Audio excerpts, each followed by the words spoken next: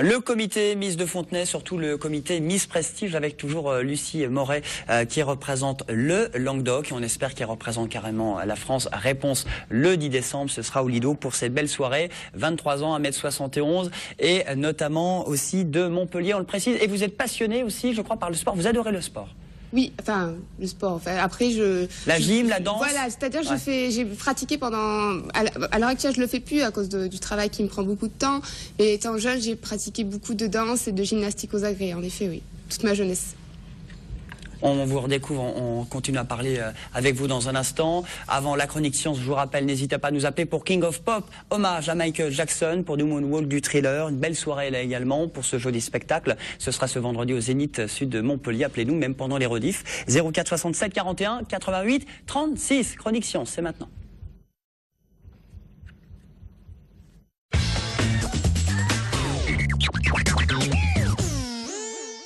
Alors Christian, vous avez un invité ce soir pour parler de la science, il s'appelle Nicolas Philippe. Nicolas, bonsoir et bienvenue. Bonsoir. Ça va, vous tenez le coup face à notre Miss Prestige? Ça va, ça va. Ça va, il se concentre. Vous êtes chercheur en bioinformatique de Montpellier. Vous avez reçu un prix dans le cadre de la recherche ARC contre le cancer, l'association ARC à Montpellier, Christian. Absolument. Alors il faut savoir que Montpellier brille aussi par ses talentueux chercheurs. Hein. Nicolas Philippe en est ici enfin une personne. Rappelez-vous, je vous parlais l'année dernière donc de l'IBC, pardon, l'Institut de biologie computationnelle. Eh bien, Nicolas Philippe, vous en êtes un pur produit. Racontez-nous un petit peu tout cela et présentez-nous votre parcours où vous travaillez. D'accord. Bon. Alors tout d'abord, je vais déjà remercier la Fondation ARC pour tout l'intérêt qu'elle porte à ma recherche. Et je tiens à la remercier aussi pour le prix dont elle m'a récompensé. Alors, concernant mes travaux de recherche, donc je suis chercheur en bioinformatique. Donc, pour resituer un peu le contexte, mes recherches, c'est sur des nouvelles machines qui s'appellent les séquenceurs à haut débit. Alors, qu'est-ce que les séquenceurs à haut débit? Écoutez, les séquenceurs à haut débit, on a une image, moi je propose une image, regardez, alors ici pour être très synthétique, là on voit une personne, on est constitué de cellules, et dans les cellules, eh bien, on a une information génétique, on a notre programme génétique qui est sous forme de chromosomes, et on voit là sur la partie droite, eh bien, les gènes, et c'est l'ADN. Et donc le problème donc, de cet ADN, c'est qu'il y a beaucoup d'informations.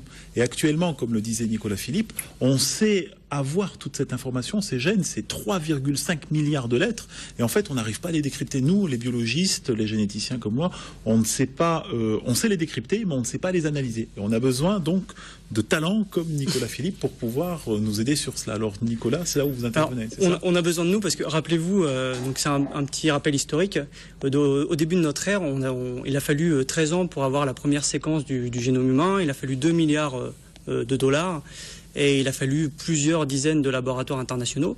Maintenant, par le biais de ces séquenceurs au débit, hein, c'est une espèce de révolution dans le secteur biomédical, puisqu'il faut une seule machine pour avoir l'ADN d'un individu, quelques heures ou quelques journées, et quelques milliers d'euros.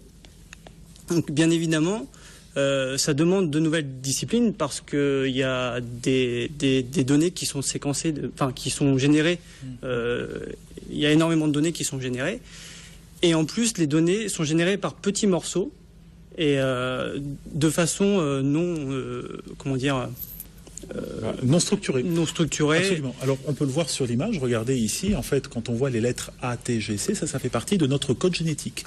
Et donc, toute la stratégie, à partir d'un petit échantillon, on va avoir le code génétique, hein, comme vous le disiez très très bien. Ça coûte que quelques milliers d'euros. Il y en a même qui s'offrent pour des cadeaux de Noël, hein, vous imaginez, aux États-Unis. Non, mais avoir tout l'intérêt, rechercher toutes ces informations sans l'outil, sans des ingénieurs, sans des chercheurs en informatique, et qui ont aussi des notions de biologie, donc des chercheurs en bioinformatique, eh bien, nous n'arrivons pas à compiler toutes ces données. Et donc là, vous intervenez dans cette interface. Tout à fait. L'idée est de réorganiser les données, de voir quelles sont les données qui sont où le séquenceur génère des erreurs, et de chercher ce qu'on va appeler les petites anomalies génétiques au sein de ces individus qui sont séquencés, plus dans un cadre thérapeutique, en fait. Alors, qu'est-ce que ça veut dire ? C'est comme si, pour un exemple concret, vous voulez chercher la petite aiguille dans une botte de foin gigantesque. Ah là, je comprends. Donc, voilà. Donc cette petite aiguille, deux façons, soit on la cherche à la main, ou soit on développe des méthodes algorithmiques, donc informatiques ou mathématiques, pour rechercher cette petite anomalie qui pourrait être directement impliquée dans le développement d'une maladie. Alors ça va être mes travaux de recherche. Ça va être d'essayer de structurer ces données pour rechercher l'anomalie. Et l'ARC me finance dans le cadre de la recherche de ces marqueurs au niveau de l'ADN pour les leucémies. Pour les leucémies. Et alors, l'intérêt, c'est de savoir, vous êtes financé donc, dans le cadre de l'ARC, mais est-ce que ça peut avoir des applications sur d'autres types de maladies aussi? Oui, tout à fait. On peut, ça s'applique. Enfin, mes recherches vont s'appliquer à tout type de cancer et de manière plus générale à tout type de recherches qui vont s'intéresser à l'ADN des cellules. Très bien.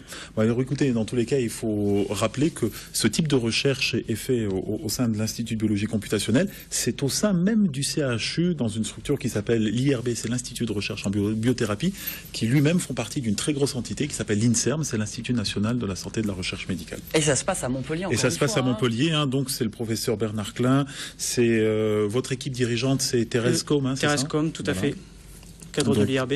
Et là, pour le petit mot de la fin, donc à titre d'exemple, pour dire qu'on s'intéresse à autre chose, on travaille avec d'autres équipes au sein de l'IRB pour chercher des mutations spécifiques dans les cellules souches qui pourraient être des cellules médicaments dans des thérapies, enfin dans la médecine régénératrice. Ça y est, il veut un nouveau prix pour l'année prochaine. Non, ça veut dire qu'au lieu de donner des médicaments directement aux gens, on pourra injecter des cellules pour les guérir. Régénérer les organes, par exemple. Ça va donner des idées de chronique science à nouveau pour Christian Siatka. Absolument, vous savez que c'est la médecine de demain, comme le disait très bien Nicolas. L'idée, c'est de faire une médecine personnalisée, donc avec des médicaments spécifiques pour chaque individu. Médecine adaptée pour chacun des patients. Chercheur en bioinformatique avec ce prix. Merci beaucoup, Nicolas Philippe, d'être venu sur ce plateau. Eh bien, très très bientôt. J'espère. J'espère. Ah, ça y est, il va faire une chronique, lui aussi. Allez, voici le rappel des titres avec la rédaction de TV Sud, c'est maintenant.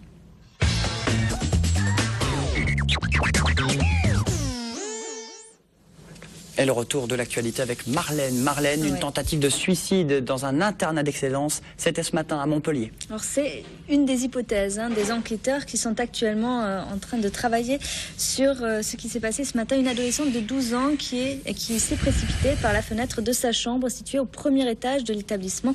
Blessée aux jambes et à la tête, elle est hospitalisée au CHU de Montpellier. Puis je vous le disais, une enquête a été confiée à la sûreté départementale. Le dispositif hivernal renforcé dans le Gard, comme dans l'Hérault, le département a obtenu une enveloppe supplémentaire du gouvernement pour prendre en charge les personnes sans domicile fixe. Cette année, le dispositif permet de mobiliser 229 places d'hébergement et 730 nuitées d'hôtel pour tout cet hiver. L'hiver dernier dans le Gard, 2500 personnes sans abri ont pu être orientées vers un hébergement. Puis on parle des éthylotests, puisque le fabricant leader mondial qui est situé dans l'Hérault d'éthylotests, qui s'appelle donc Contraeco, est inquiet. Contraeco, qui emploie 300 personnes, qui s'inquiète de la remise en question de l'éthylotest obligatoire hier par Manuel Valls. Le ministre de l'Intérieur a annoncé qu'il demandait l'avis du Conseil national de sécurité routière avant de décider si le décret obligeant chaque conducteur à avoir un éthylotest dans ce véhicule serait bien appliqué. J'ai déjà mon petit éthylotest dans mon scooter. Lucie, vous avez votre éthylotest, vous? Oui, dans la voiture, je les ai déjà. Ça avait été retardé plusieurs fois. Donc maintenant, à savoir si vraiment cette disposition va être mise en place ou pas. Bon, ils sont périmés maintenant, ces éthylotests. Éthylotest made in Languedoc-Roussillon, made in Hérault, apparemment, puisque c'est un grand fabricant mondial. Voilà. La météo, le temps de ce jeudi, la neige ou pas? Alors la neige sur les Gouales déjà en ce moment, sur la Lozère. Ça sent l'ouverture de Prapéro, ça, Marlène? Non, pour l'instant, ici, on est épargné. Le soleil est de retour demain sur Montpellier. Il fera frais demain matin, entre 1 et 9 degrés, 3 degrés à Nîmes et Montpellier. L'après-midi, il fera 8 à Nîmes et Béziers et 12 à Montpellier. Il paraît qu'il y a l'ouverture des stations, notamment de Font-Romeu et des Angles ce week-end dans les Pérots, voilà, tout à fait. qui devraient ouvrir. Pas encore. On va, ça va venir. Planter de bâtons. Vous skiez, Marlène? Pas du tout. Non, pas du tout. Lucie, je sais que vous aimez le sport. Est-ce que vous skiez? Oui, pas tous les hivers, mais ça m'arrive, oui. C'est-à-dire que vous skiez comme un pied, quoi. Non, c'est-à-dire qu'en fait, c'est marrant, mais en fait, je skie sans bâton. C'est-à-dire que j'ai appris, mon oncle était moniteur de ski, il m'a appris sans bâton et ça choque les gens, en fait. Mais je trouve que c'est inutile, en fait, vu que j'ai appris comme ça, voilà. Bon, écoutez, moi je skie avec des bâtons. On surfe, on peut surfer aussi. Tout à fait. Alfred, il surfe, il skie? Moi, c'est plutôt surf. Il surfe. Ouais, j'ai toujours surfé justement à Font-Romeu et aux Angles. C'est là-bas que j'ai vraiment appris, quoi, parce que à l'origine, je suis de Perpignan, quoi. Donc j'allais surfer tous les hivers là-bas, quoi. Vous êtes catalan? Pas vraiment. Pas vraiment. Non, pas vraiment. Mais vous aimez le jazz? J'aime le jazz par contre, ouais. Je me rattrape. Ça fait 5 ans du groupe Koa, qui est un collectif, directeur artistique, fondateur également de ce groupe Koa, qui est un collectif musical, une association qui existe depuis 5 ans. Vous fêtez donc cet anniversaire? Donc tout à fait, là, ce mardi, on a fêté les 5 ans de l'association. Donc pour expliquer un petit peu, le collectif, ça regroupe en gros une quinzaine de musiciens. Et à l'intérieur de ces 15 musiciens, il y a donc plusieurs groupes, donc en gros 3 groupes, et dont notamment le groupe Grand Ensemble Koa, que je dirige aussi, et qui vient de sortir justement son premier album. D'ailleurs, on peut le voir, là, je vois qu'il y a quelques images, là. Quelques images, et c'est plutôt, alors c'est quoi, c'est du jazz classique ou c'est du jazz plus moderne? Alors c'est du jazz plus moderne, avec des instruments électriques, c'est-à-dire que c'est quand même plutôt du jazz joué par des jeunes musiciens, c'est-à-dire qui ont écouté beaucoup de rock, de l'électro, de la musique classique, des musiques traditionnelles. Donc il y a un grand mélange un petit peu de tous ces styles de musique, joués au travers du jazz qu'on a finalement appris. Ensuite, et évidemment avec beaucoup d'improvisation, ce qui est un peu aussi la chose principale dans le jazz. Le jazz collectif Koa, extrait, quelques notes, regardez, écoutez.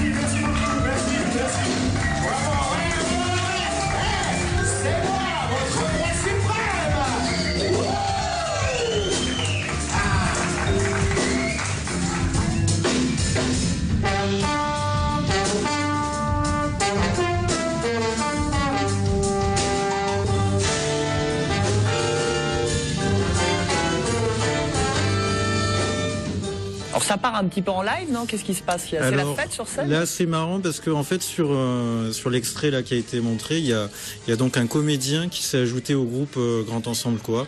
En fait, l'album qu'on vient de sortir, qui est, je sais pas si on va le voir, mais je l'ai juste là. Koa Roi. Koa Roi. Ouais, c'est votre nouvel album. C'était d'abord un spectacle qui avait été créé avec un comédien sur le thème de l'Ubu-Roi, en fait. Et donc le comédien faisait l'Ubu-Roi, donc c'est vrai que c'était assez délirant sur scène. Et là, on a enregistré l'album sans le comédien parce que c'était difficile de faire tout un album avec un comédien qui n'agit que de temps en temps, quoi. Il aurait fallu faire un DVD. C'était compliqué. D'où le nom Koa Roi. Koa Roi, ouais. Tiré de l'Ubu-Roi, quoi, en fait. Bon, très bien. Voilà. Koa. Bon, bah, très bien. Il y a des Koa partout, hein. Koa là aussi, non? Koala aussi, non, un peu de ça, ouais. Bon, bah, très bien.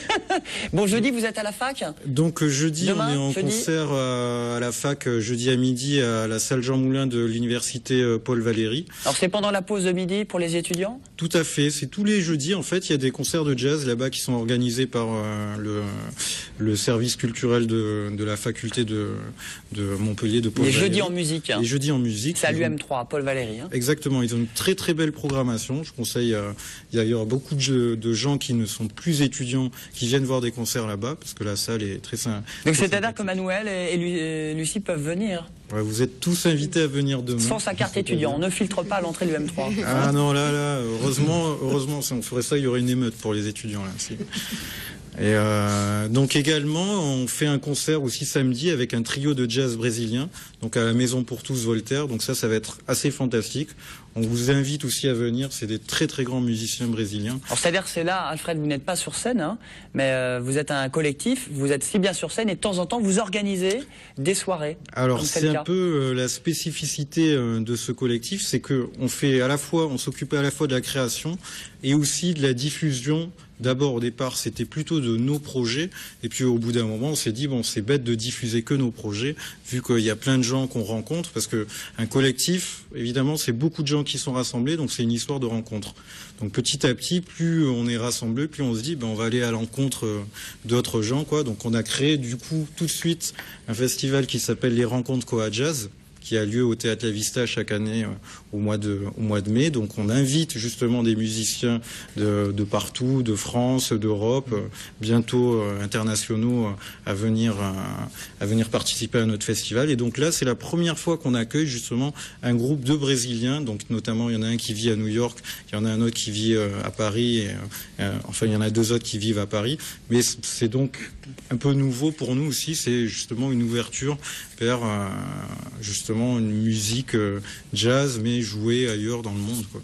Et ce sera samedi, cette belle soirée brésilienne, et ce sera demain, jeudi, votre groupe, qui sera sur la scène à la fac à l'EM3 à Montpellier. C'est gratuit? C'est gratuit demain, ouais. Et à la laiterie également, de temps en temps, Beaux-Arts. Tous les mercredis, on organise des jam sessions là où on invite tous les musiciens de Montpellier à venir se joindre à nous. Donc il y a une première partie avec des groupes, avec des musiciens du collectif Quoi et d'autres musiciens de Montpellier. Et ensuite, il y a plein de musiciens qui viennent jouer avec nous.